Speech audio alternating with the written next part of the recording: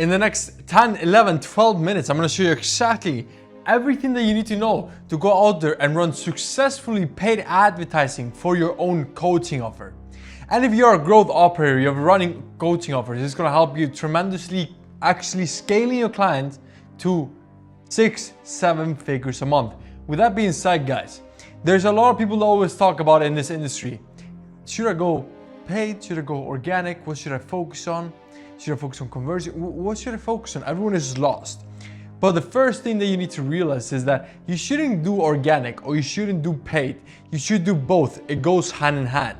But now, with that getting out of the way, because you need to realize this, with paid advertising, what happens is that it gets nurtured, like the leads that you get from paid advertising gets nurtured with content. So when you have credibility through content, through your organic brand, that is going to help you tremendously increase the ROAS of your ad spend. So it's the first best practice that you need to have to be able to go out there and just run extremely successful paid advertising. Now, with that being said, a lot of people have the wrong belief of, oh, I need to have everything right to be able to scale. The first metric you need to look at before you even think about changing anything is ROAS. Of course, you need to look into show-up rate, closing rate, the CPLs that you're getting, depending on the funnel that you're running. And if you are on this video, I'll tell you now in a bit what funnel you should be running to scale tremendously fast in this industry right now. But with that being said, if you right now think that you need to have every single metric perfect, you're wrong. Because you just need to, what's the ROAS? If I'm putting $1 in and I'm getting 4 back, then stop complaining about different metrics and put more gasoline in the fucking fire, put more money to ads. That's the only thing you need to do. Because if you are always focused, oh, this is not 100% perfect yet. So let me first improve this before I scale. You're always going to be left behind. Always. And another thing also with paid advertising that you need to realize is that a lot of people overcomplicate even, like not the metrics itself, but they overcomplicate the setup of the ads themselves. Because what you need to realize is that with actually Meta, with the ads manager, a lot of people create endless of campaigns with endless of ads, with 100 ads everywhere. Just keep it simple.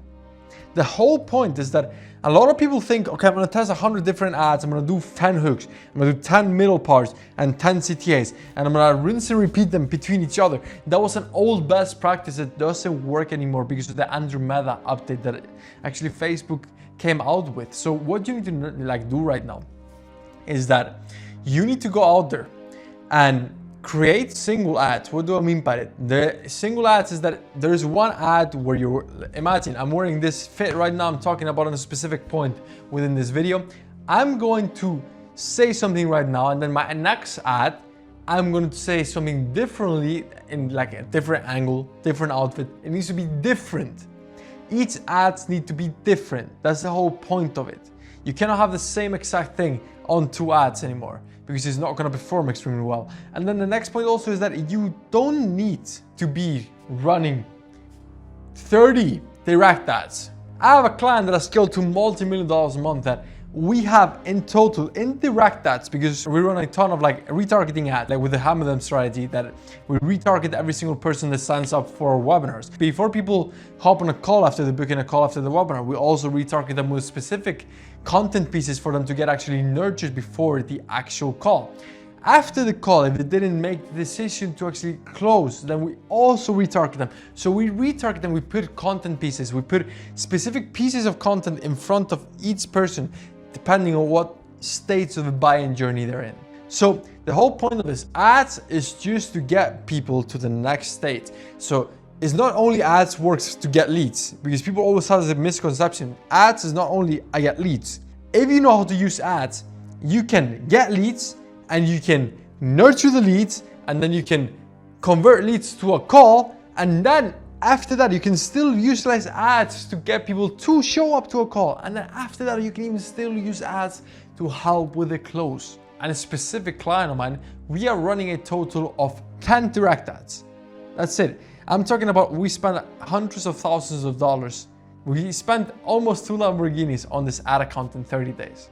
So with this specific ad account, we run about 10 direct ads. The rest is just content pieces that we're either giving them lead magnets or content pieces that we're just nurturing them with YouTube videos, with breakout videos, with different videos to make sure that we objection handle their objections, that we make sure that we show them the value within the actual content pieces for them to show up to a webinar or to a call.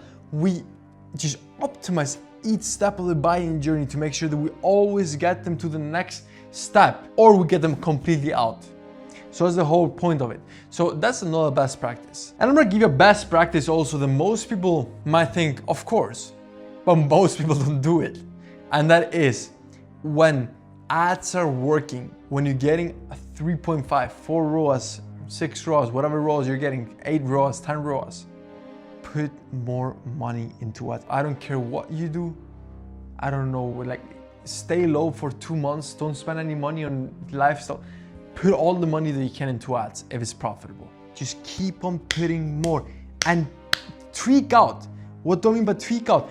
As soon as the ROAS goes down, you need to do a bottleneck analysis to make sure that you realize what a specific metric is the metric that is fucking up the ROAS right now. And when you figure out that a specific metric, you need to attack that with your full power, non-stop, until that specific metric gets fixed. So the ROAS gets back to the specific place it needs to be. And that's how you keep on scaling. You spend more money on ads, you get more sales team, you do bottleneck analysis when the ROAS goes down, you fix the specific bottleneck that you got, and you keep on spending more money on ads, and you get more sales teams. That's it. Not more sales team, more closers, more setters, just a bigger sales team. So with that being said, you need to hold your team accountable to every single specific thing that I told you. Within this video, there's more best practices to ad spend. I wanted to make this video short. I don't know how long we have done it so far. I think we're 8 minutes, 10 minutes, 12 minutes in.